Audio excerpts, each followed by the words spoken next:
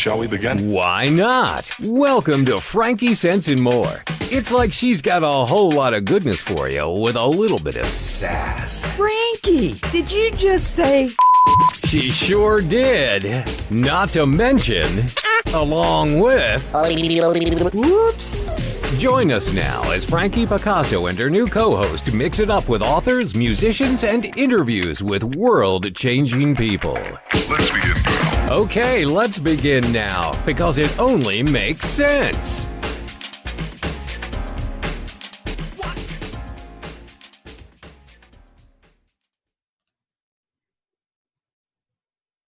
You know what? It doesn't want to open, so we're just going to go over to Facebook. Here we go. Take a minute.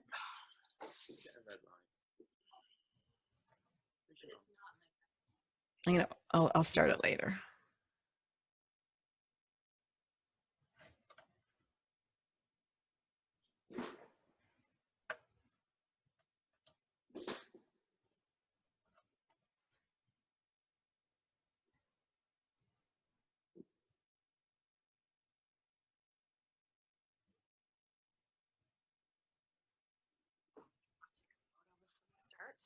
We're going to start in just a second. It's just taking a moment. They did something new to it, so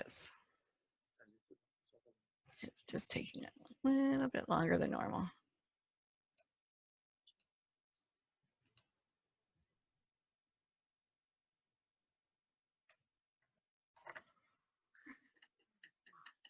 Okay, folks, we're getting ready to go live on Facebook.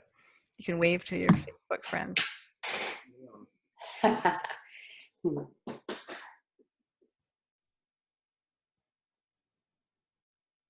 just want to see it pull up, and then I'll start our show.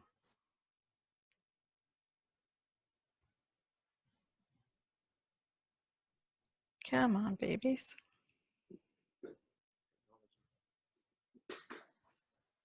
Technology is great. It's not always our friend. There we go. All right. Go live. All right. Here we go. Well, welcome everybody to Mission Unstoppable Radio. As you can see, I've got two amazing guests with me today. 4 years ago, Brenda Coulter, Brenda, you can just wave your hand. I know you're the only woman there, but she was driving on a freeway when a piece of metal shattered her windshield, shearing off half of her face. And miraculously, Brenda was able to safely pull her car off to the side. She was stabilized at a local hospital and then airlifted to Sunnybrook Hospital, a major trauma center in Toronto, Canada, where she underwent a 15-hour life-saving surgery to rebuild her skull and much of her face, using her driver's license as a reference. As you can see, Brenda lost her left eye, and her right has extreme damage to the cornea and the optic nerve. Now, she worked for 35 years in the beauty industry as a color technician, so you can imagine life is a little bit different, and we're going to find out all about this unstoppable woman. David Morrison, sitting with us today, is a certified, one of a few certified clinical anaplastologists, and he is one of two at Sunnybrook Hospital for the Craniofacial Prosthetic Unit, also known as CPU. He originally received his dental technology training as an apprentice in Sheffield, England, and his subsequent maxillofacial training at Manchester Metropolitan University, also in England. He worked for 3 years at Northampton's General Hospital's maxillofacial unit in the UK before emigrating to Canada. He worked at Princess Margaret Hospital, and later he transferred to Sunnybrook's Craniofacial Prosthetic Unit, where now he has worked for the past 19 years. David wears many hats in that department, from initial patient interviewing to treatment planning and all stages of prosthetic construction to the follow-up. And he is their go-to guy, I hear, for health slots on TV and doing different channels in the GTA. So welcome, both of you. I really love having you two here on the show. Brenda, I'm just going to start with you for a moment. Can you take us back? It's almost 4 years to the day, really, another week or so. June 20th. And, you know, when this accident happened 4 years ago, how did you manage? Like, okay, were you in the car alone? Yes. What kind of car were you driving? It was a little Honda, Hyundai Elantra, I believe it was called. Wow. So a little car, and were you behind a transport truck or? No, I was just driving in regular traffic, going on a highway, a local highway, and just going along. The leaf spring that came through my windshield was just flying through the air. I don't know. I did not see it coming. I did not see any truck or anything in front of me. From what I understand is that it was just flew up off the ground. So, Wow. or it came up a truck that was quite a ways ahead. Went through the windshield Yeah, it boomeranged through the windshield and pierced me in the face. and pierced you in the face. Yeah. And you were able to safely get your car to the shoulder of the road. Well, I actually didn't pull to the shoulder. I just stopped in the lane I was in. It was 9:30 in the morning, so it was commuter traffic. Sure, So busy. I suspect I was probably doing about 80 kilometers an hour, maybe 90, not much faster than that. Wow. Still a lot to handle 80 kilometers an hour when something, traumatically hits you in the face, and obviously it scared you as much as it hurt you. Yeah. Wow. And how soon did an ambulance get to you? Well, I'm going to have to share that I don't remember. I don't remember stopping the car. This is just information that has been passed on and shared with me. I stopped. I was actually even speaking for a few minutes when people realized what happened around me. They came running over, and I spoke for a few minutes, and then I went into shock. Of course. Yeah. So the first responders would have been there very quickly. That's, one thing I have to say about here is that we have great services in that way. And I was taken to a local hospital where I was stabilized, and thank heavens. And I'd like to say whoever the on-call doctor in that ER was, he gave me a trach.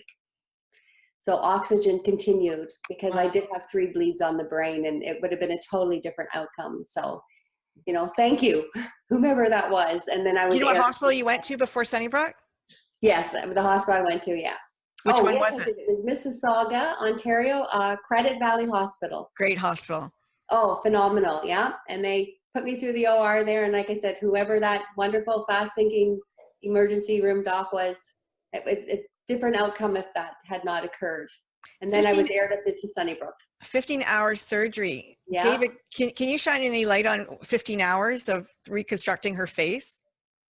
Not a great deal, to be honest, because my expertise is technical, not surgical. Right. But the head and neck surgeons would have worked in teams.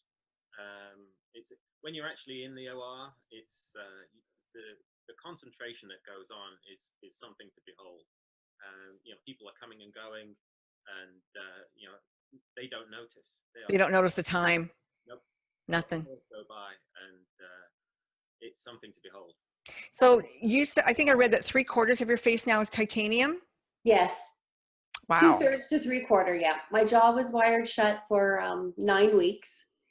And, I've had extensive reconstruction. I also have the neurologist. So across the skull, across the top here, I also have a titanium plate. So 12 surgeries. Yesterday was 13. Mm-hmm. Wow. I think so. I think that's the number. It's How do you keep your humor? How do you keep your positive outlook? I just get up, put one foot in front of the other, and move forward. It is what it is. I think a big part of that is just my personality and my nature. I don't think about, what if, why did this happen to me? I don't think those. Never once thought that. Yeah, there's no purpose to that. I just do what I need to do, and I have a phenomenal team around me. The team at Sunnybrook is just phenomenal. So it's an easier process when you have that kind of support system and networking around you. So a lot of times it would just flow, when I left sort of ophthalmology and then went into plastic surgery, Right. And the plastic surgeon's the one that said, okay, you're ready for your prosthetic, and then I go over to this prosthetic clinic, and then over there, David made my prosthetic, and then we learned about this new system with the titanium to get the magnets in. So you're the first person at Sunnybrook to have this surgery. Sorry? You were the first person Yes. in Sunnybrook, and is it in the world or in Canada? In the No, world. world. Wow. Brenda was the first person within the EMRP program, actually, to clear that up. Okay. We've been doing this the implant system has been around since the 1990s, pretty much. Right. There's always been a cost associated with it. It isn't for everyone. Some people have had radiation and they're not candidates for it. The implants that they're made of titanium, and the titanium bonds to the bone, and it fuses. It becomes actually bonded. It's discovered by accident, like a great many things in life, like the Mars bar in the technician's pocket as he went past the microwave machine, and it melted. It was the same thing with this. Where research was being done on rabbits and breaking bones and splinting them back together again. And the experiment was over, and it was time to take out the titanium implants, and they wouldn't come out. They'd fused, and so that was a huge discovery. And in the early 1990s was when these craniofacial implants were really developed. They've been around for dental implants. They're a derivative. The dental implants. I was going to say it's similar to the dental implant. They're much shorter. The dental implants are much longer. Right. They have to deal with the forces of mastication. They're not magnetic, are they? They're not magnetic. No, they're non-magnetic. And titanium is inert, and so they don't rust or anything like that. And then the hardware that goes on top is either titanium or gold. Again, because it's inert, it doesn't rust. How long would the post have to be in to heal before you could do your step? The fixtures are in for about 3 months, generally. Sometimes they can be left a little longer if it's in the case of a congenital deformity, or just to hedge your bets, really. If the bone. So this new system is really good at figuring out where there's good bone or where you might be able to do a placement. That's right. And so we do templates, treatment planning with radio-opaque acrylic, and that's what it is. And and so Brenda is unique in that she had a guidance system for the surgeons that hasn't been done anywhere before. Wow. And so they don't just place the position, they place the angle. The actual angle of insertion is very important for me at my end. And it's often very difficult for certain surgeons to do what we want. And so this has been a boon for everyone. So it's really changed your working life, so to speak. It makes life a lot easier. We can get a much better outcome, and we're able to get the fixtures placed exactly where we want them at the angle that we want. Now, is that 3D unit that designs it almost like a CAD, I guess, I don't know. Is that new? Is that different for you? It's a development of existing technology. Right. There are treatment planning abilities that are out there for surgeons, and this one is unique in as much as it's a new software program and its utilization. I'm not going to get into the technicalities of it to send all your viewers to sleep, but it is unique. It has not been done before. So in your previous life, let's say 18 years ago, was this all done by hand, like a wax mold kind of thing, or? The implants were fitted by gifted surgeons, basically. These fixtures used to be placed by a very good surgeon. He was a very good cutter, shall we say. He just had a good way. But I'm talking about your design of an ear, an eye. Was that all hand? Like you were an artist? Yeah, in many ways. Yes, it's as much a science as it is an art. Yeah. And Brenda, you wrote, or I read that sometimes when you put your eye on now, the one that you had, is that the first one or is that a second eye? How many have you had? It's my first. That was your first prosthetic. Yeah. That sometimes it was a little bit haphazard, and your husband would tell you that it's not quite straight. Yes, with my visual impairment, it's very hard for me to get it to get the placement accurate. And if you don't have it, if it's not sitting where it should be, then the edges will lift and it'll gap. The eyes don't look level and proportionate. you know, so, and then yes, I'd come out and say, oh, it's not crooked, or it's not sitting straight, or it's gapping here. So it was tricky for me. And it was put on with some sort of a glue or yeah. There's a bonding adhesive, so I would just use a Q-tip and put it all around the edges, get a blow dryer and go over it until it's clear, and then place it on.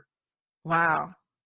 It's for Did it me. hurt your skin? Did it like burn your skin or? No, No. everything is very safe. I didn't have any concerns that way.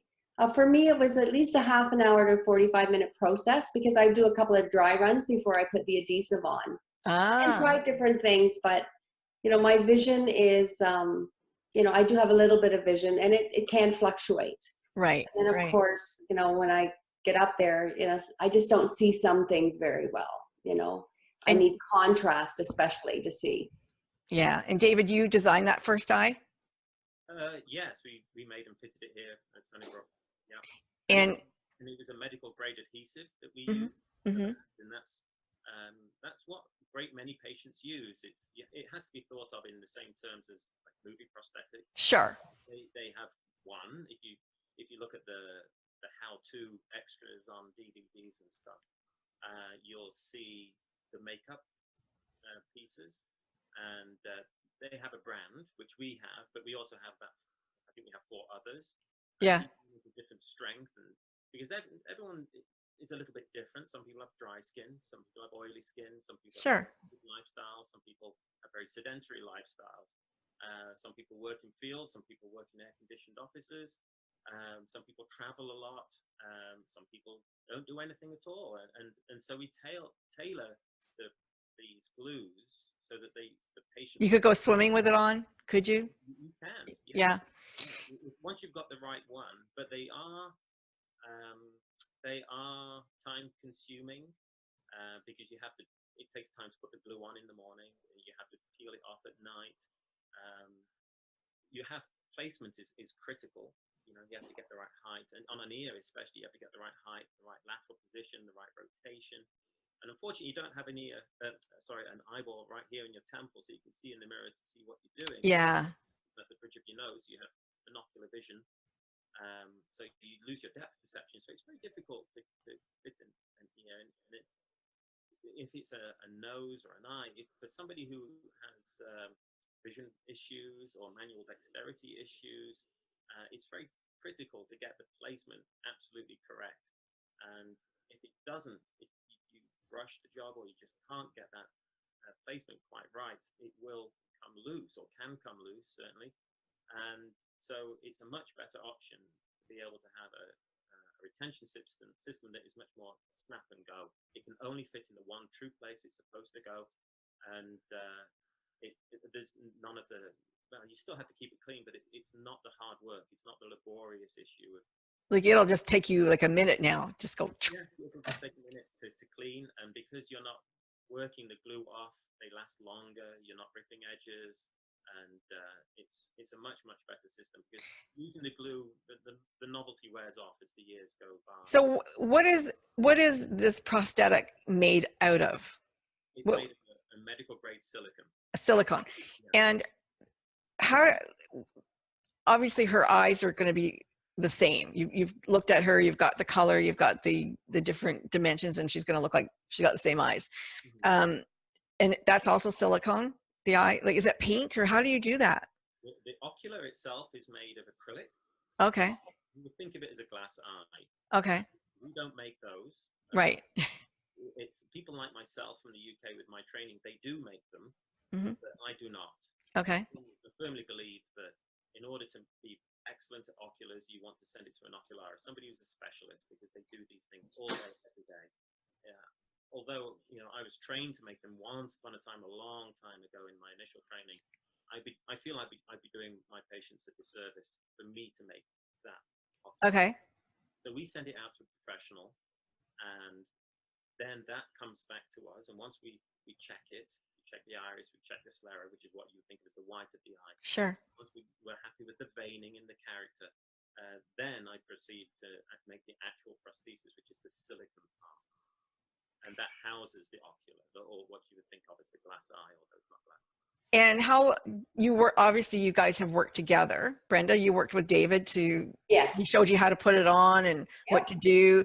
How long was that process? Like how many times did you have to see him and fit it? And Well, the manufacturing it, when I went in, we do the interview, he did the molding. I don't recollect, David, how many visits for because it's the process. Like I show up, he has to do a certain amount, and then he has to do the prep work, sure. and then I come back again. So I don't recollect how many visits. It tends to be about 8 days, 8 working days. That's 8 full days of my time, not the patient's time. If you would think about it on a Monday, Tuesday, Wednesday of 1 week, that would be the patients coming in Monday, Tuesday, and a Wednesday. And that involves initial discussion, let them know exactly what I'm going to be doing, and then there'll be an impression, and then I make a cast. So I have a working cast to work from, which is a copy of whatever defect size it is I have. And then I start carving and sculpting, whether it's ears, noses, eyes, foreheads, side of heads, whatever. And then you just keep on going with that until it's done, there is no set time for how long these things take. They take as long as they take. Sure, yeah. But they, it's a sculpt, basically, a couple of days. And there's also a time spent color matching the silicons. Yep. Silicon it's a bland, vaguely opaque material that's vaguely translucent. And so we add colors to it, pigments and veinings. Like that's not easy. I'm an artist, and when I do people, I know how difficult skin is just to paint skin, right? Get skin tone and all that. So I can even imagine your job. And light is difficult too. I mean, as you can see behind me, we've got a lovely canopy of trees. We've got some lovely windows, but the canopy of trees is behind me. Yeah. Spring is now sprung, and so my room, as lovely as it is, now has a green pall of light. Right. And as you would know, green cancels out your perception of red. So I would paint my patients in here, and it's beautiful. It's lovely. Let's just have a look outside in the fire exit, which is all natural light, and it'll be way too red. And it'll be like, I've got to take everything off. Take it all off, or cancel it down with some green, maybe a bit of blue. Yeah. Whatever it needs. And so there's a lot of, and the lights in here are color corrected, but one company's color correction light is not another, one brand to another. You walk out into the corridor there, and the lights are very orange. You go into our receptionist, where the patients go to do out the paperwork, and everything's very peachy in there. So the lights are always very varying. So we have to shuffle our patients around the fire exit to here, lights on, lights off, just trying to find that nice happy medium. Yes. Yeah. Wow. That's pretty incredible. That's pretty incredible. And you're happy with your prosthetic, Brenda, the first one? Oh, it's fabulous. I have it here. Yeah, let's see. It's fabulous. Sorry? Can you show it? Yes. It's held up really well. It's in phenomenal shape, and it's very natural. You'd never know. Wow, look at that. And I've got to be mindful because I've got stuff there. Yeah. Wow. It's like a puzzle piece. And when it's all applied and done as it should, it just fades right into the skin. Imagine, yeah. You wouldn't know it's there. If you were staring at me, then you might. It's seamless. It's seamless once it's on. Yeah, and then in the eye, the ocular is very similar to mine. And even the shape, this isn't a nut because my eye this is what I was saved. It's not the natural. It's got a bit. Sure. So we put a little bit of one on there. So it looks, you wouldn't know it. It's incredible, So are you going to use this same one now for the snap-on and just change the back on it? Or are you making a new one?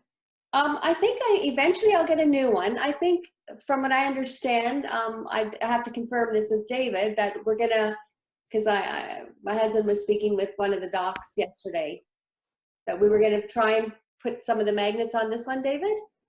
It'll be an all-new prosthesis. Oh, there you go. See, he knows. It has to be. We'll use that one as a template for a starting point. Yeah. But no, it's going to be a whole new prosthesis because the hardware is going to dictate that we have to have some hardware to retain the new prosthesis. This one Sure. is just with glue, and like I said, it looks lovely when it goes in, and it's in the right place and it's sealed down with glue. The other beautiful thing about the implant system is that it doesn't sit inertly on the skin. The margins are actually pushing down very gently just onto the skin, and so it creates a nice seal. And they're very thin. You can get them super thin because you don't need the thickness of the silicon. So we're not worried so much about the strength, the tear strength. Right. Lower the durometers just slightly so that it's got a lovely margin, which is translucent, and it will blend much nicer, and it'll be pushing down just a little bit on the skin, on the outer edges. Nowhere else, just on the, and that's all incorporated into the design. I mean, there's a lot to think about because it's not like a vase that, you put a piece in and it's done, or a puzzle. She smiles, it moves, her cheekbone moves. Oh, it's tricky because people, you'll see a patient come in the morning and they're very, they've had their coffee, they've had their Tims, and they're ready to go. And these appointments can last all day. I mean, over in radiation, I don't know. We probably see about 70 patients a year. Radiation in the atrium there, they probably get through 70 in the morning. Oh, wow. Yeah. Not patients, they sit here, the appointments last for days, and the carving and the sculpting, and they're sitting here and they come in and they're all perky, they've had their coffee and let's get going. And then, I have music going constantly in here, whatever age they are. I mean, if they're veterans, it's playing the 1940s. It's all tailored to them, and Yeah. and vinyl as well, and we can we chat and we listen to music, and it's all very easy and nice and relaxing. But for some people it's too relaxing, and they start falling asleep, and especially the elderly don't sleep too well either, and so they come here and then they relax, and then they start falling asleep. And so I start carving and sculpting, and the eye as I'm going, I don't take breaks as I go, I just keep on going. Yeah. And then all of a sudden I'll walk out, I'll just grab a coffee, just come right back, and I'll sit down, and I'll realize that what I've carved and sculpted is far too perky. It's so much more relaxed. So then I have to adjust that and make it much more relaxed. And then I'll say, well, I'll see you tomorrow. Let's just have another look. And then of course they come back and they're all wide awake, and this nice relaxed eye just doesn't match the other. So and some people's eyelids, they change with their thoughts, never mind their emotions. I can see the hood retract. Yeah. What were you thinking about just then? Nothing. You must have been thinking everything's changed. And so it's a challenge to actually find that happy medium. And in cases like Brenda, for instance, where the landmarks of facial anatomy have changed so much, her companion eye is elongated and slightly different now. There's a fine balance as well, so that people want symmetry, but in certain cases you don't want to go for symmetry because that accentuates the facial difference. And so where you can't go for symmetry, it's something to work for, to go for character. And so in Brenda's case, yes, I like that character. The companion eye is elongated, whereas this would be the ideal. And so I just changed it into a happy medium. It's like when I'm making ears for somebody, and somebody's missing an ear. I always like to make it just slightly tucked in on the prosthesis side. So if anyone's going to notice a sticky out ear, they'll notice the real one. Sure. Color matched to their skin, to the complexion, has no margin, and everything's great. And this one flies under the radar, and that's what we're all about here. We're just trying to get people flying underneath the radar of I'll say curious public. Did your eye include the eyebrow or no? No. Okay. That's my natural eyebrows, if I have any there. No, because I was just thinking, as we age, all that brow comes down a little bit, and then she have to get a new eye because the socket would change, would it not, David? It can do. Generally, it changes based more with body mass index, I find. And of course, people have recurrences. We're in the cancer center here. Right. And so we see people who are recurring with cancer. Some people lose weight, gain weight, depending on what else is going on in their life. And so you're constantly chasing the anatomy as well. Wow. You're often chasing the disease. And so, the patients are recurring, they're going back to the surgeons, they're having more of their nose removed, more of larger, bulkier grafts, and then we have to wait for that to settle down, and then we're constantly remaking these things in many cases. You're from Britain. Did you know of Nigel Vardy? Did you know Nigel? Have you heard of him? No. Nigel was a Brit he was one of my first interviews, and he climbed all of the 7 highest peaks of mountains in the world, and he lost his fingers, nose, and toes and everything. And he continues to climb. He just thought it was great. But I wondered if he ever got a nose. Yeah. Not from us. Not from you. It's just not from us. Yeah, it's interesting. Fascinating stuff. Wow. Brenda, you're like on the forefront of technology. It's really cool. Yes.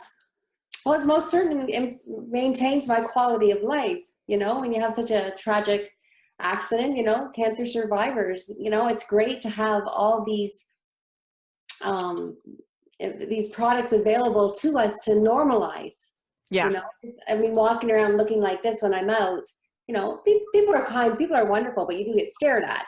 Sure. So a lot of times, when you got the prosthetic in, I'm just like everybody else. Do you wear eye makeup at all? Did No. you before? You didn't. So yes, I did. I would be a minimalist. Would be okay. what I would say. I actually had my eyeliner tattooed on. The permanent. So I know with this eye, it's like, oh, how do you duplicate? But you can't really tell when I'm wearing the prosthetic whether it's. Yeah. But yeah, I was a minimalist with makeup, because otherwise you can't put makeup on the prosthetic. No, I just it would have had to come that way, right? Yeah, and there's no eyelashes on it either. So. Oh, there's no eyelashes. No. Oh, Those that's eyelashes. I think the hair would naturally crumble. Like our regular eyelashes shed. yeah. Over time. So I think that would be a real. But so there's no It doesn't have picture of an eyelash. Nope. Nope. We often do for some people, but infrequently. And eyelashes look lovely at first, but they can deteriorate. They're the first thing to deteriorate. If you were like Italian lady with the big lashes, Sophia Loren kind of thing. Yes. We would put them in, but generally we just paint them in. That's what I meant. They would be it has it painted on, does it not? Yeah, and we. Oh, okay. Our patients to Yeah. wear glasses. Yeah. Well, because 2 reasons. Number one, people's attention goes to spectacle frames. It's like I always say, to illustrate the point, what color are Michael Caine's eyes? And you know Michael Caine, younger people struggle a little bit. But you say, what color are Michael Caine's eyes? Are they blue, green, brown? What color are his glasses? Oh, brown. Are they metal or plastic? Plastic. Are they bifocal? Is it one pane? Oh, it's one pane. Is it full frame? Oh yeah, it's full frame, because they're thinking of Get Carter. They're thinking of Densophile. They're thinking of all those movies and that he used to do. And yeah, they can describe his glasses, but they can't tell me what color his eyes are. Right. And everyone's attention goes to the frame, and it also hides margin. And it also, in Brenda's case, this other lens acts as a safety lens. Yeah. Anything flying in, bugs, stone chippings, gravel chippings, whatever. I mean, Yep. that sounds ridiculous, but what are the chances of a leaf spring going through a car windscreen? And one thing Brenda didn't mention about that, which is absolutely remarkable to me when I heard her story, was that she told me that it frosted the windshield, completely frosted it. It didn't shatter and break into a million pieces. It just frosted it. Ah. The shape of the leaf spring in the Wow. windshield. The velocity was so great, it didn't shatter it like that. You just crazed it, and it went straight through like it had been cut with a butter knife, a hot knife, wax knife. Incredible velocity. So That is crazy. So we do encourage all our patients to wear spectacle frames, no matter whether they need them or. Where are your glasses right now, Brenda? In the other room. Naughty girl. But when I'm out, I do wear them as for protection of my existing eye. Absolutely. And it's also when I have the prosthetic in, it's a bit of a distraction. It draws your eye, so you're not staring at me. Sure. If you're looking at me for a long time, you notice that eye doesn't blink. Yeah. Yeah. So there's lots of little things you do, and it just to keep the face looking normal and natural. Sure. Yeah. And so what would the cost of this eye be? Like, The ocularist is the eyeball itself. The ocular is separate price from the prosthetic. okay. I know the price range in Ontario. We have something called the ADP, Adult Disability, so they pay 75%. But if I recollect, my prosthetic, my portion was about 2,500. Wow. So it's at least 8,000 or more. So $8,000 And every 3 years, roughly 3 to 5 Yeah. years. You said that they only last a couple of years. Yeah. David? So, but the adults, if you're, the ADP kicks in, so I don't know for sure how often you can replace it, but they would pay 75%. But you're still looking at several $1,000s out of your own pocket to For pay. sure. Yeah. And the ocular is $2,000, and I had to pay 500, and that's good for 5 years. Okay. So you replace that every 5 years. So it's expensive. Can you take the ocular out of the prosthesis and put it in another one so you don't have to? Yes. Yeah. Yes. Okay. And I take it out at times and I clean it, my little ocular eyeball. Oh, you can take there. it out separately. Okay. Yep, I can take it out. I have to polish it from time to time and whatnot, but yep, it'll go with me. Have I will travel. Yep, it's in fabulous shape. So I would replace it as needed, as I'm sure, a lot of people would do. And they don't tend to need replacing. It's just basically the white of the eyes, you would think of it, tends to become a little more dull as decades go by. It becomes a little more blue. Sure. And that can be altered. Yeah. And how, I mean, if you travel, you go south, the sun, a pool, how quickly will that change the color of a prosthetic? Well, that's the problem with the prosthetics, that they are not color stable. They are designed to, here in Ontario, they are designed to last 2 years. That's when the assisted devices program that Brenda mentioned. Yeah. They cover the cost 75% of prosthesis every 2 years. So you can't, they will recover you every 2 years. Every 2 years. Nice. Yeah. And, or it could be less if you've had more surgery, or you've lost weight, gained weight, and beyond your means to control. Right. And that could be signed off as well. But every 2 years, and the problem is basically not because they tear and they shred too much, it's more the color. There's right. no such thing in the industry as a color stable red. Cars, posters, clothes, you name it. And if you think of the barber poles that you see outside the barbers, the red and blue, and you often just see the blue and the red is faded out. Our prosthetics are no different. It's always the reds and the crimson, the alizarin crimsons that fade out. And so after 1 year, a patient generally comes back for what we call a color touch-up, and we just adjust the color and bring it back into tone with their complexion, and off they go again for another year, by which time 2 years have gone by, and then we can make them a new one. And as long as they've not lost weight, gained weight, they still like the sculpt, and everything is just the way they liked it before. We keep their molds, we keep their color recipes, we keep their swatches, and instead of turning them around in about 10 days, we can turn them around in about 24 hours. Wow. Brenda, I mean, as a colorist, you should be pretty familiar with color therapy. Yes. Yeah. I'm very mindful with my prosthetic because I do travel. When we go south, I'll wear my sunglasses when I have it on if I'm sitting in the sun, because it may be minimal, but every little bit helps. Absolutely. To keep it looking natural and everything as you can. If it's really windy or I'm by the ocean in the salt air, I would opt not to wear it, because I think that would be a little bit more wear and tear than what's necessary. Sure. But it's pretty hardy, it serves me well. There are certain things they don't like chlorine, mm-hmm. like Vaseline, they don't like gasoline. I mean, people pump gas and then they're handling their prosthetics. Right? Yeah. I would think you have to have your hands clean a lot.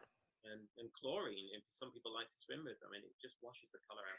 Does it make a difference if you were to do a colored skin versus a white skin? No, just it fades the same. Yeah, everything's does the same. Because I know, if I do colored skin, it's like a violet and a yellow, and yellow's always kind of funny. So I don't know if it works the same way. They're all the same. Okay, cool. And as far as attitude, David, the patients that you see, is Brenda unique in her attitude? I hate to say it, Brenda, no, you're not unique. Oh, I'm hurt. he's very lucky. He gets good people. I'm so sorry to break it to you. You are a stellar individual. There's no doubt about it. But often you find that with certain people, and that's the funny thing about the people that you encounter in this job. That you know, the personalities are also different, and you can't do any of this on an autopilot basis. Just when you think you may or whatever, I've always found that I get a kick in my complacency from someone to remind me to give my absolute best, because if the moment I start just like a degree of start working on autopilot, I get reminded somehow that full attention is what's required. Yeah. And so you engage with every patient because everyone has a story and everyone has a unique personality. And it's funny because you see a great many people and they've gone through a cancer journey, or they've gone through trauma, or they've were born with congenital birth defects or something. And not everyone's equal. And No. I believe, we go through this life needing to learn lessons, and some people more than others. And you treat everyone individually, and you see different things in different people. And so you might see for example, you might see a veteran kind of guy, and he went through the war and he was tough, and then he became a farmer, and then he married and had kids, and he was a bit of a wife beater and a really salty kind of guy, and then he gets his eye removed through cancer, and you think, oh, he'll be fine, he'll tough it out. And then you see them at our planning clinic or whatever, you're discussing, you're assessing them, and you're trying to just gently assess them and speak to them, just to try and unlock them a little bit, to try and find out how they're doing. And he'll say, well, have you looked at yourself? Have you seen? Why is that? I go in and out of the bathroom on my hands and knees so that I can look in the mirror. I just don't want to do it. And sometimes I think I might like to, and I get up on the floor and I just come up and I just have a look. Oh no, and I go back out and this is a veteran. This is probably somebody who killed people and whatever. Can't look at himself. Can't look at himself. And then you'll meet an old lady, widowed for the last 40 years, and she lives alone with cats, and she has the same thing, and you think, I like your stories, those with cats. He's never going to survive if he can't. How is it going to affect her? And then the next thing you know, she started golfing again, and she's improving her game again, and she's... I think women are tougher. I really kind of do. Yeah, in many ways, yeah. And people are always surprising. They're always surprising you, and it's a testament to the human spirit, really. And it brings out an inner strength sometimes. And there was another patient who, he lost his nose, and it's one of those things you remember.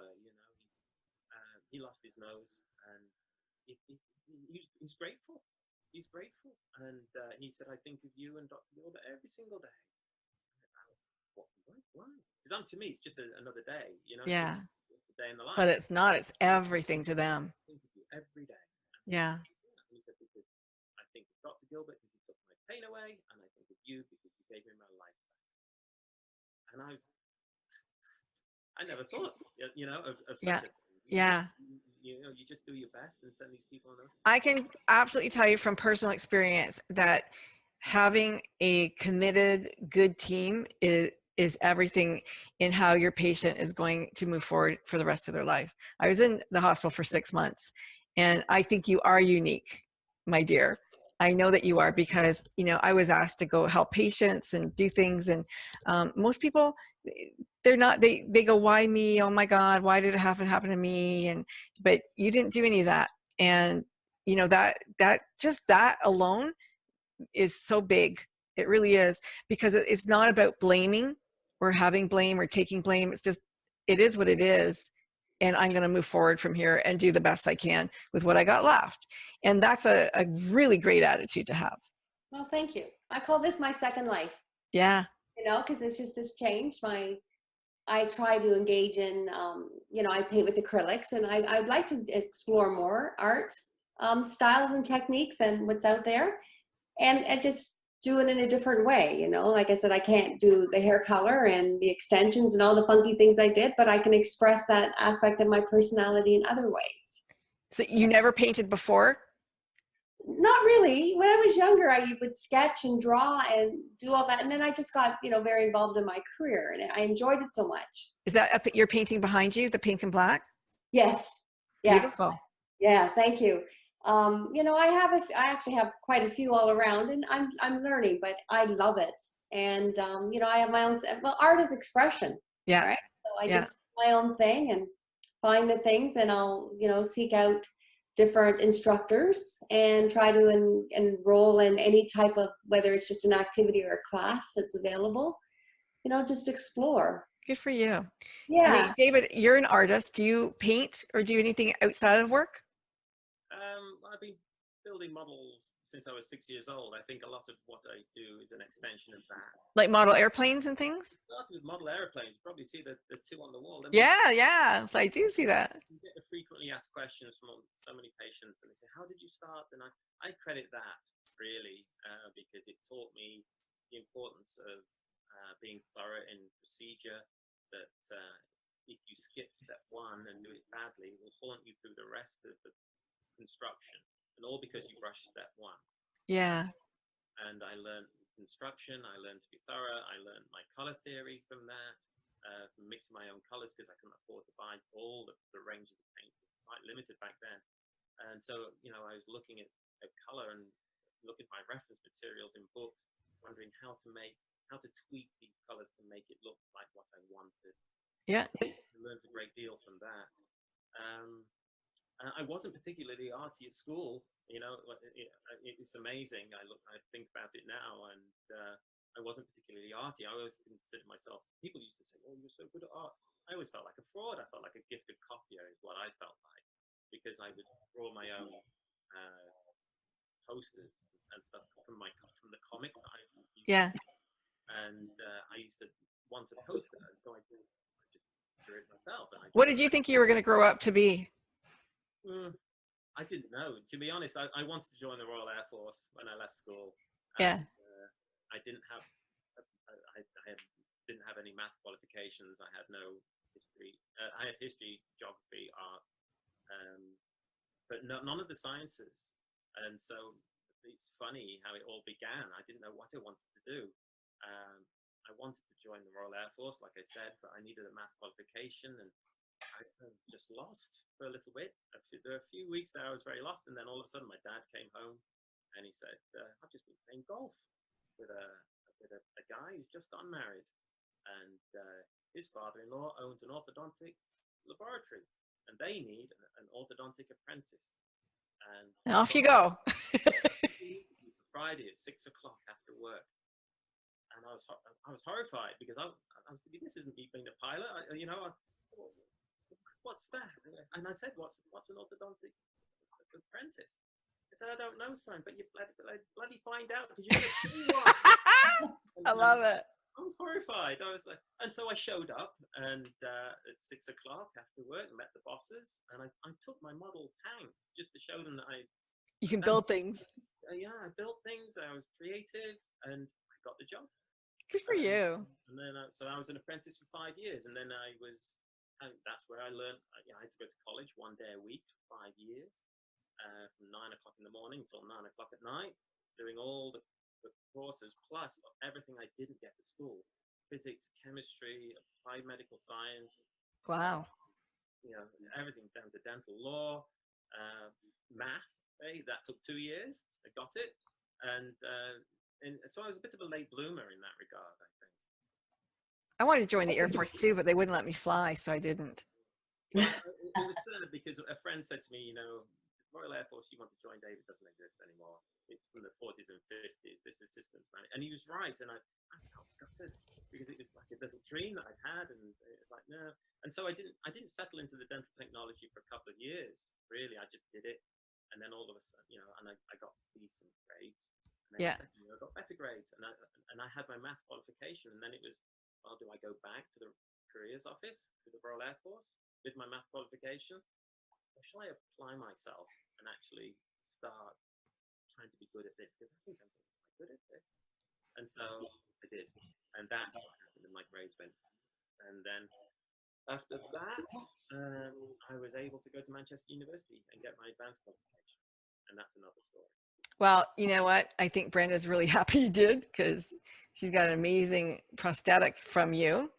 It's really interesting how we all get to where we are and how we all end up meeting at a certain, conjecture in life.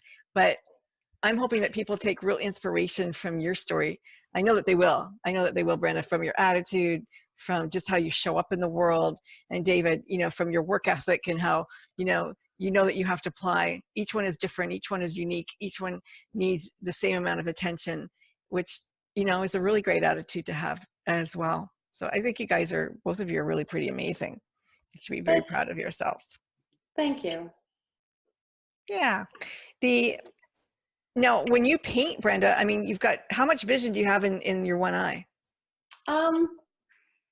I don't know how to describe that. I mean, I can give you the numbers, but it probably doesn't mean a lot to a lot of people. Can you see the details in my face, or can you see that there's a shadow of a face? I can see your face in your glasses. I also have low vision, and then so my computer, I have to invert the colors. Okay. White, and that is not my friend.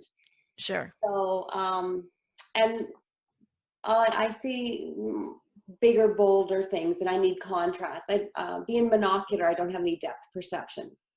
So I use contrast, so my pictures would tend to be more bold and, larger. The details aren't something that are really visible to me. Yeah. And, I mean, as an artist myself, I'm not a very detailed painter. I like to really make it more loose, which is more difficult. Like Picasso said, it takes you a lifetime to paint as a child, really, because it's very difficult. It is. Yeah. It's very difficult to loosen and loosen it up, I think, anyway. But yeah, it's interesting. It's interesting how that all works. Now, if folks are listening to the show, you will remember Linda Todd is Brenda's niece, and she was on the show. She's also blind and axe wielding, pistol shooting, bike riding, mountain climbing. So I think that's awesome. Look at you and your family. How incredible is that?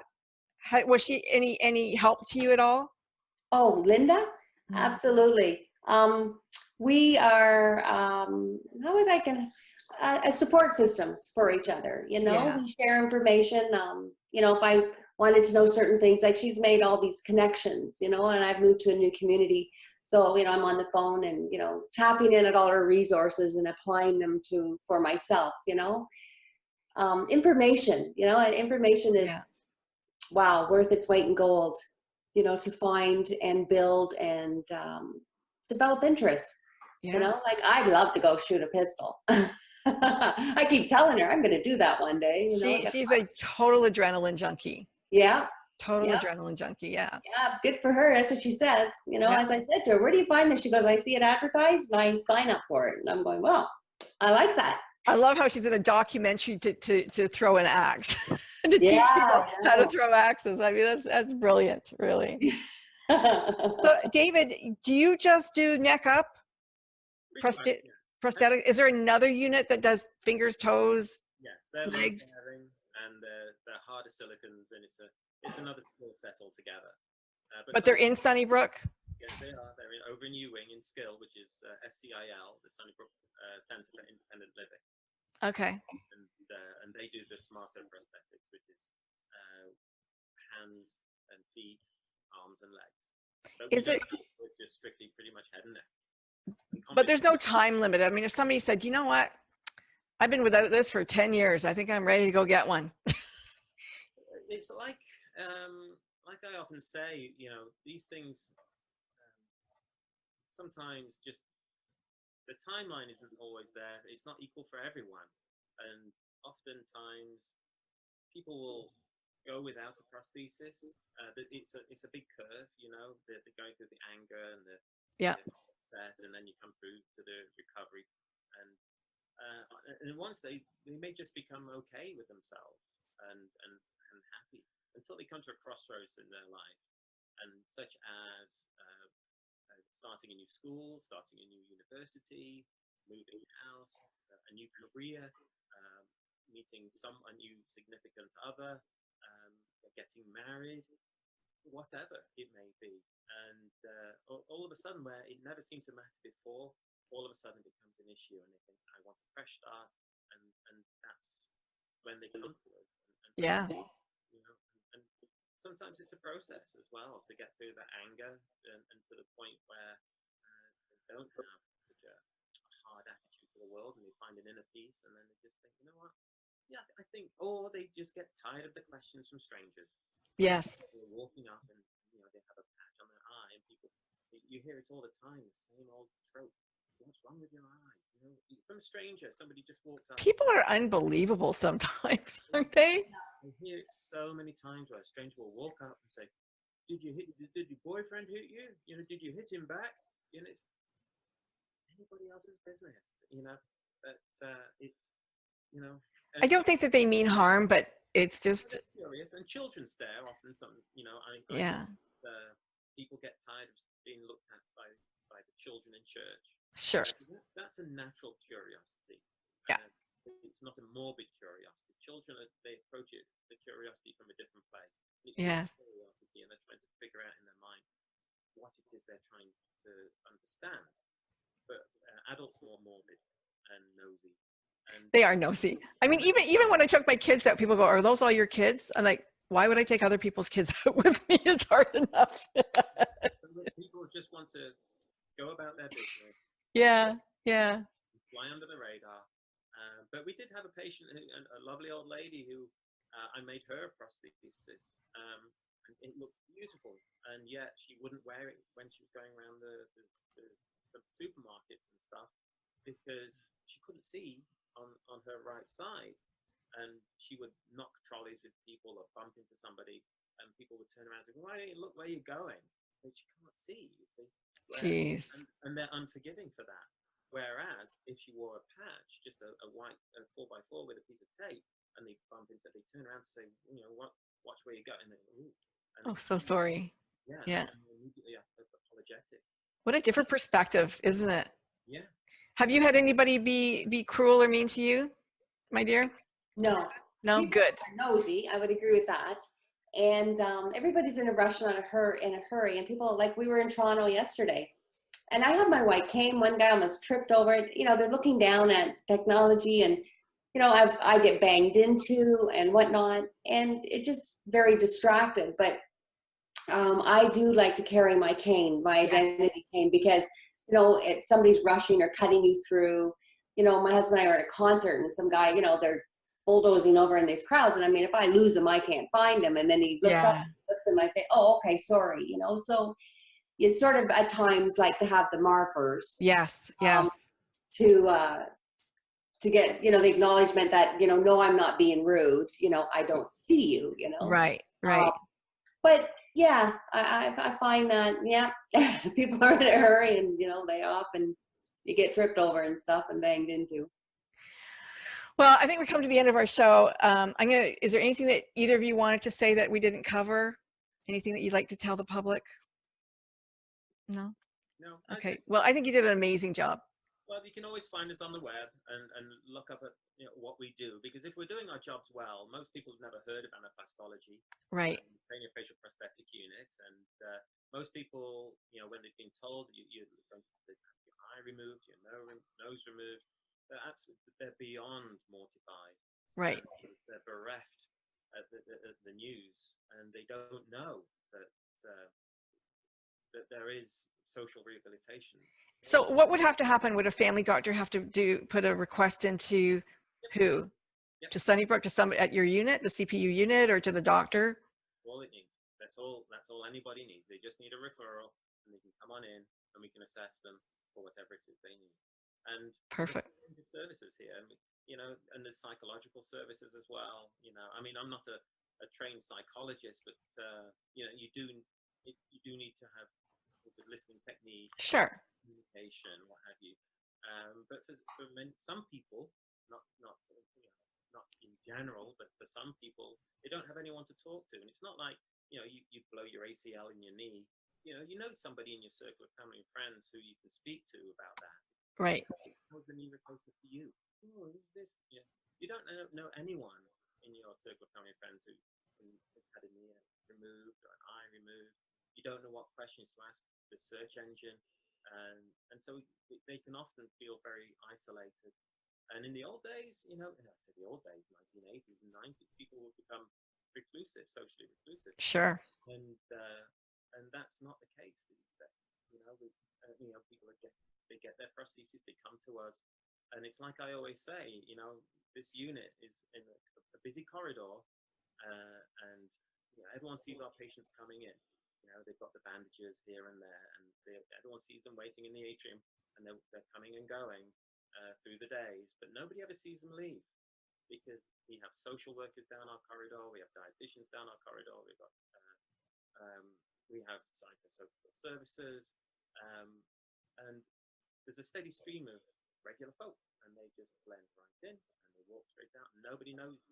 And if we're doing our jobs right, that's just how it should be. Yeah. It's nice to have a little exposure to what we do here, because most people have never heard of us, and it's a good thing. Yeah, it's a good thing. Hopefully nobody, needs it. But if you do need it, thank God that you're there to help them with that. And Brenda, I think that, you said it's not life-saving, but it is life-changing. Oh, absolutely. Quality of life. Absolutely. Bruises fade, scars, we'll go over, the blood will stop, but what's over it, and all that's healed and done is your quality of life, and you need the resources and you need the information. Yeah. And it's out there for you, and the services that, that we can provide just to maintain and continue, with the quality of life, even if you have to make little changes. I just consider them new experiences and new adventures. Good for you. Thank you. Well, Facebook people, we are saying adieu. We will see you another day. But, actually, guys, this is my last show. I'm going on hiatus for the summer. Unless I meet somebody absolutely exceptional, I'll have to come back and interview them. But I got a granddaughter coming in July, so I want to take some time and spend with her. So we will see you in the fall. Thank you. I'm going to get off Facebook now, and we'll go back over to our other side.